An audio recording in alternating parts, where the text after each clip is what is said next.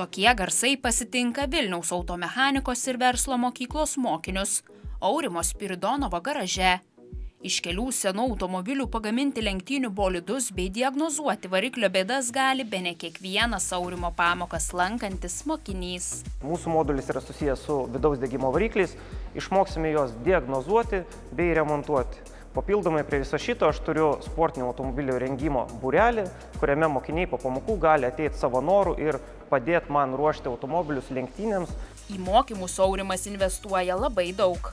Vienas to pavyzdžių jo nupirkti automobiliai, kurie tampa praktikos dalimi, juos naujam gyvenimui galintiems prikelti mokiniams. Aš nupirkau, taip vadinkim, tuščią kėbulą, tik tai skiautą ir su mokiniais per mokslo metus, su skirtingomis grupėmis mes iš 2 automobilių sukonstravome va šitą vieną, kuris šiuo metu yra puikiai važiuojantis, funkcionuojantis ir nieks iš jo neiškrito, neišgriuvo, ten nieks nesulūžo lenktynių metu. Savo ateitį Aurimas sieja su mokykla.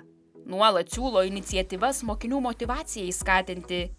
Ieško ir kuria kelius į mokinių sėkmę.